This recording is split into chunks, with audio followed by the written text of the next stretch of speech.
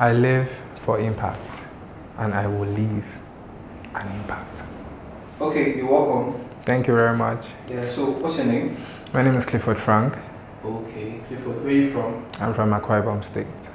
Okay, did you grow up there? No, I did not. I was born in Calabar, brought up in Abuja.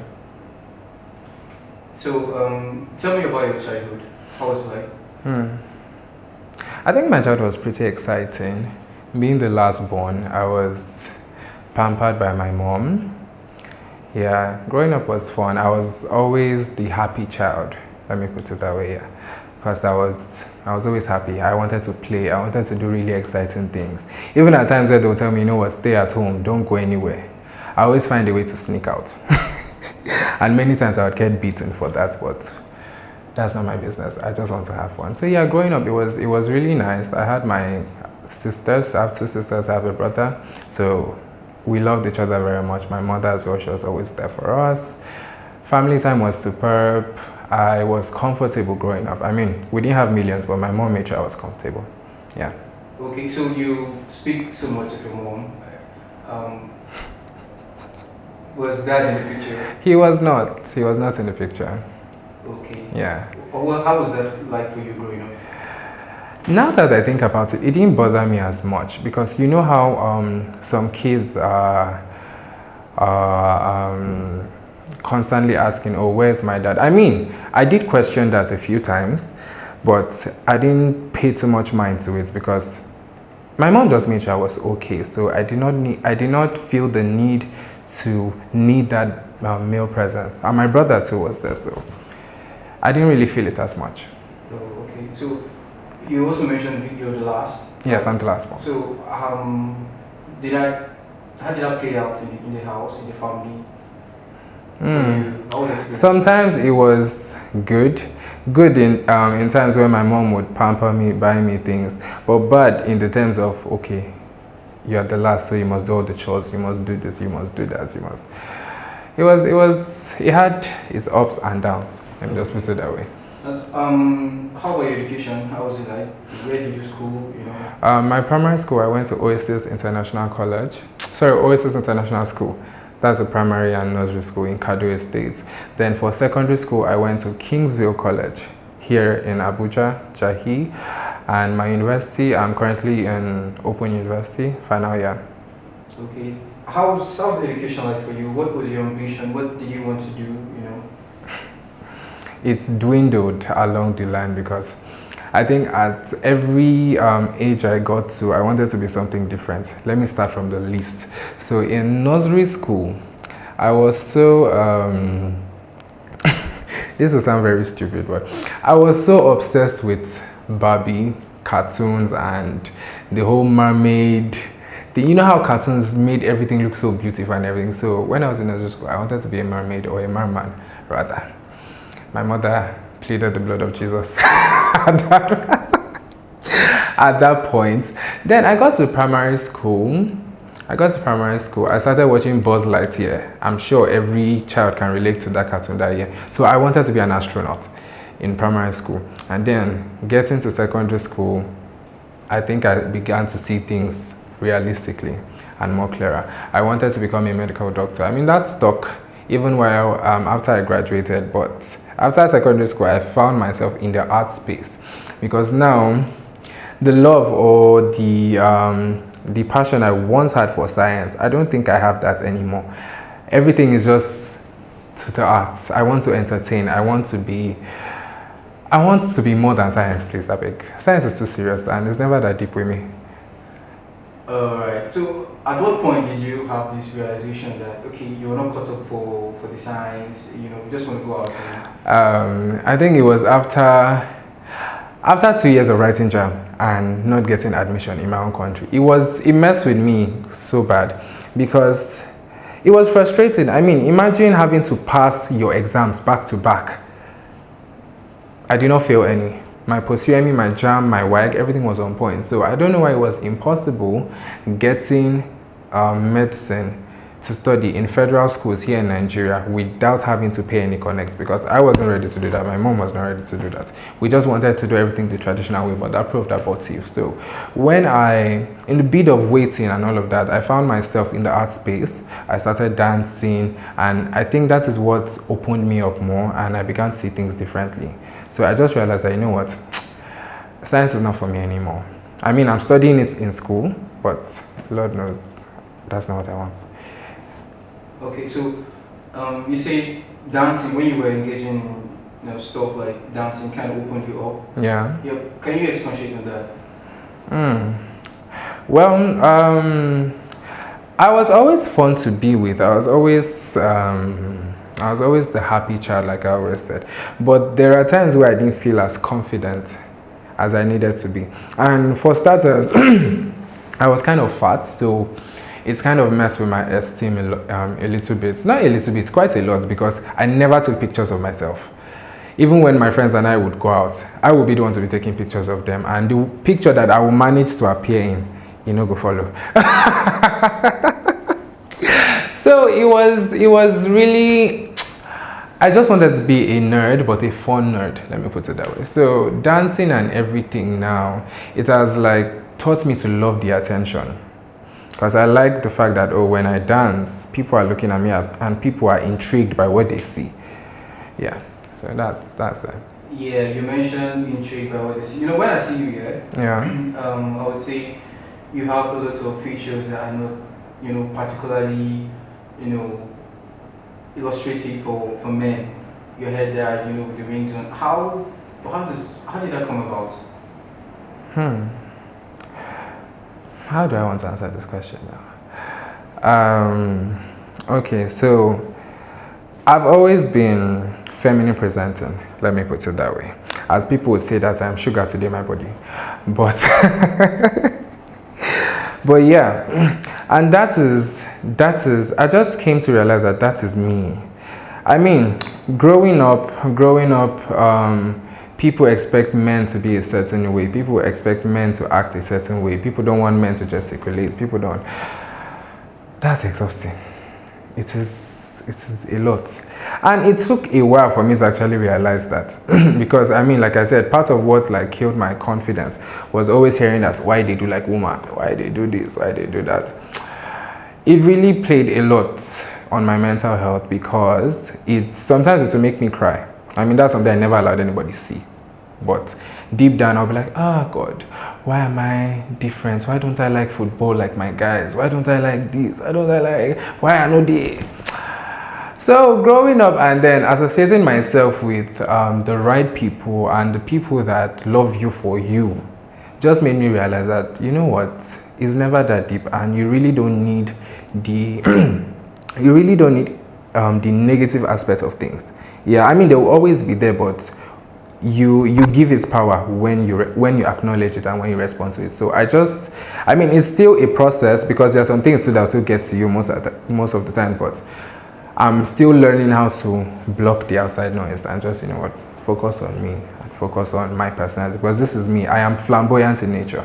Yeah, so I've come to accept that. I've come to ew, did I touch the camera? Yeah, avoid touching the camera. All right, sorry.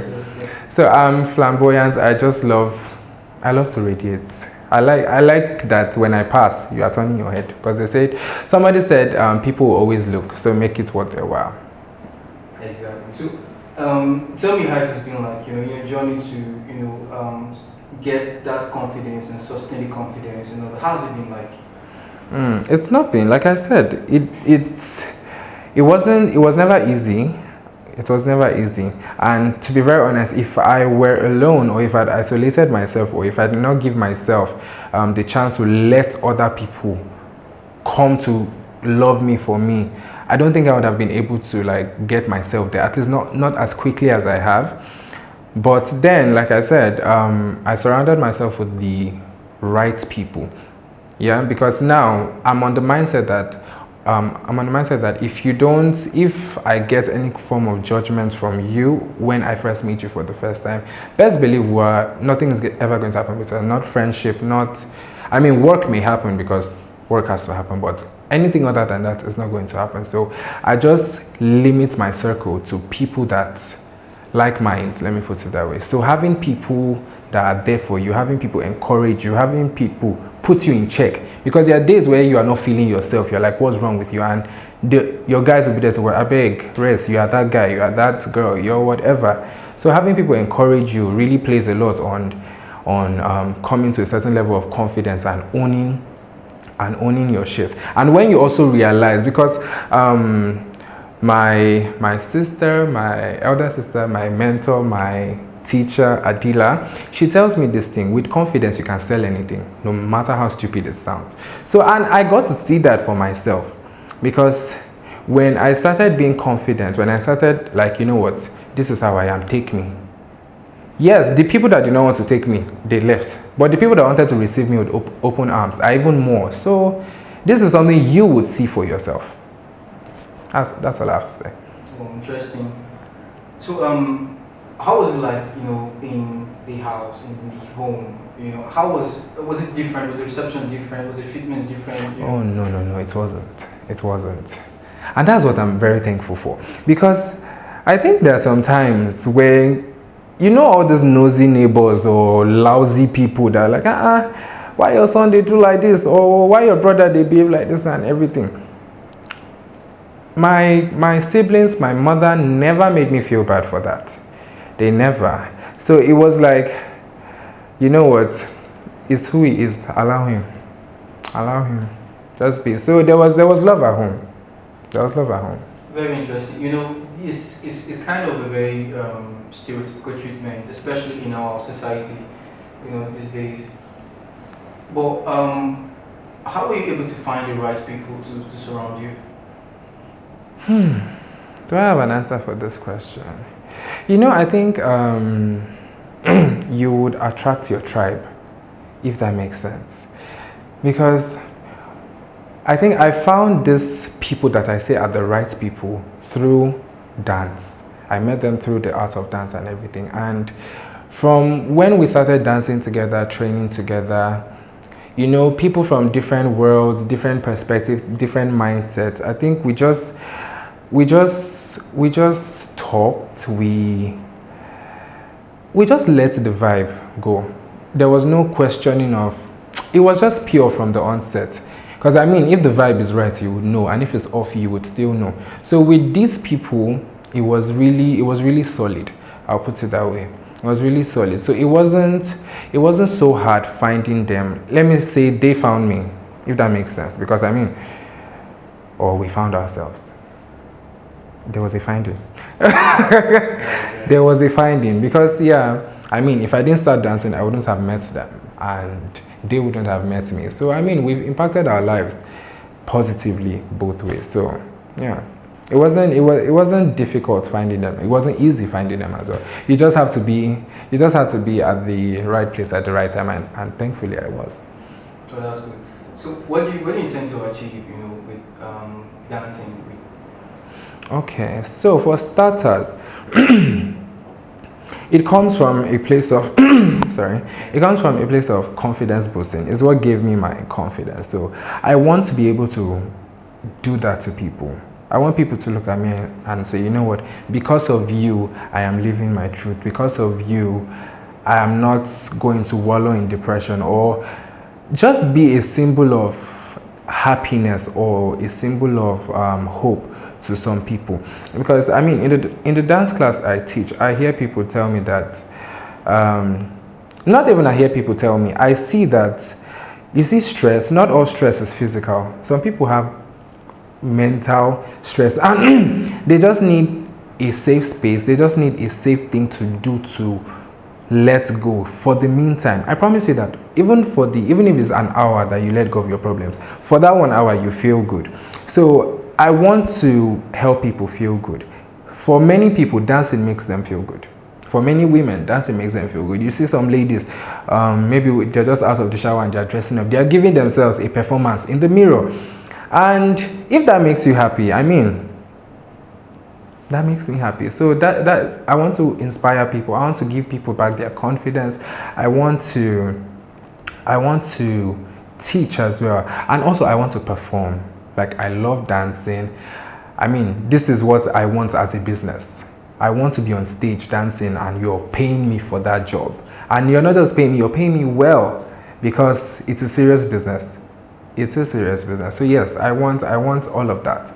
I want to teach, I want to inspire, I want to perform. Okay, so far, yeah, what has been the most challenging, part for you in terms of experience? Can you explain further? In being yourself, what has been the most challenging part of it? Yeah, circumstance. Was it like in terms of dancing, what you do, or every day when you go out, people see you? What exactly has been so challenging? I would say it's the everyday going out. I would say it's the everyday going out. It's, I mean, the life, let me put it down this way. The life of a Nigerian is hard. The life of a Nigerian man is harder. The life of a feminine presenting Nigerian man is the hardest. Because, people are catcalling you when you're passing by. People are looking at you weirdly. People are looking at you like something is off. I don't know. So it's if your mind is not trained to block all of those things or ignore all of those things, trust me, it would really fuck you up. Yeah. So how do you handle that?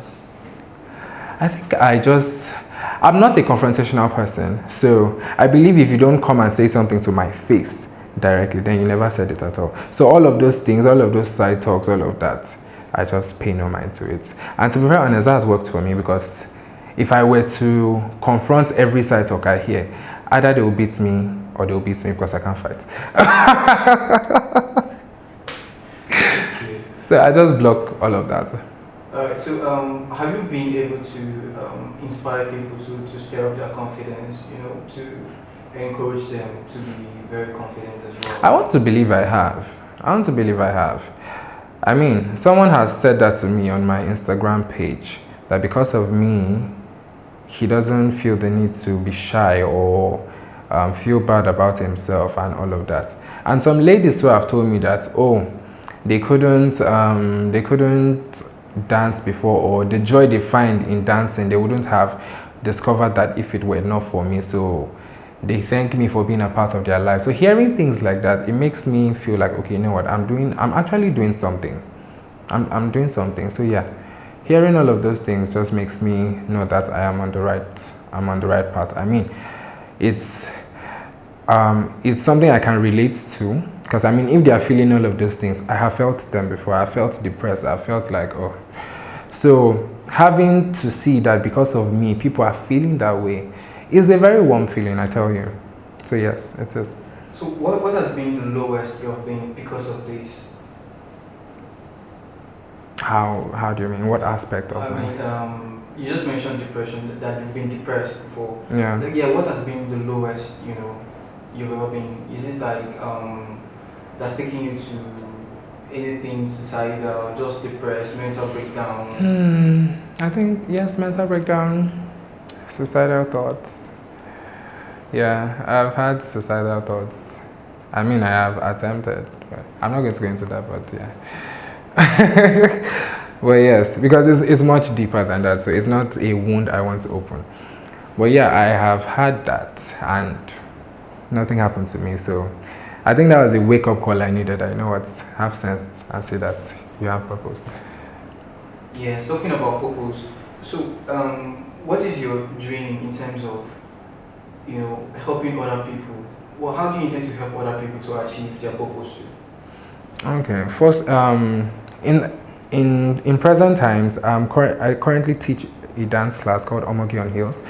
So having people come to the class and just be themselves on the dance floor is amazing. So now outside, I think in 2021, I had traveled to Lagos because a friend was having a workshop.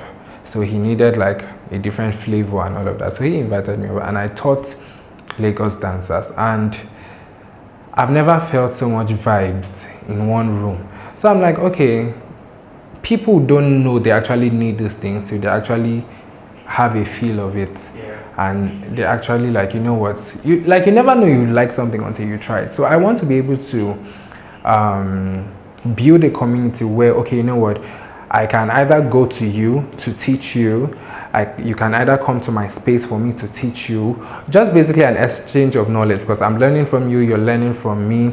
Because in the space of teaching people, I'm also reteaching myself, I'm relearning all of these things, because things like this are it's not just one day. You don't just get it one day, you continue to fuel it. Yeah, you continue to fuel it, you continue to like inspire yourself more, because there are days where I don't feel like I do not even want to teach anybody. Nobody should teach me. The music is not making sense, the choreography is not making sense, so it's just a lot.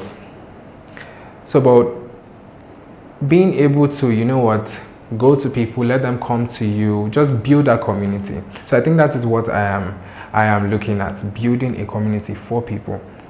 Okay, so what do you have to say to people, you know, that are alike, you know, with you? What message do you have for them? I would say you are amazing. You are amazing, you are talented, you are beautiful, you are light. So all of that darkness you're feeling, all of that low self-esteem, all of those, you know, all of those down feelings, it's not permanent, and just know it's going to get better. I promise you, it is going to get better.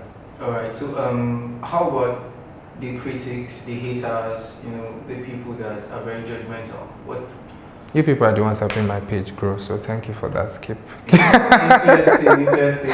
Keep at it, because I mean, controversy sells. Controversy. So once you generate that traffic, everybody wants to talk about it.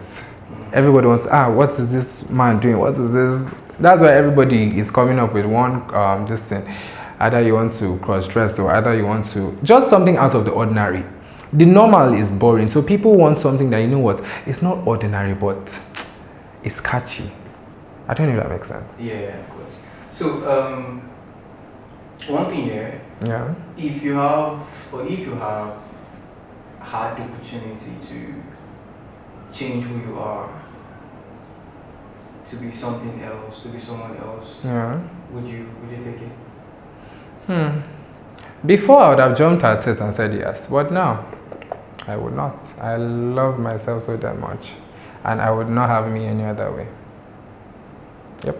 It took me a while to get to this point, and I love hearing this come out from my mouth. I love me so much, so I would not. I mean, maybe I'll put myself in Beyonce's family, so that's. Your mom is gonna say this. Mommy, I love you. All of us will be Beyonce's relatives. It's alright, Cliff. Thank you so much. It's actually an honor to have you here. My pleasure. I really appreciate your time. Thank you so much for having me. Be ready to have me in your class soon. Please, come one, come all. I already have your shoe, specially. You don't mean well for me. You want to see me fall? Don't worry, you fall, you stand up. Nobody will tell you. That's it, right? Thank you so much. Thank you so much. I really hope to have you here again and soon. I do hope to be back. Thank you. Take care.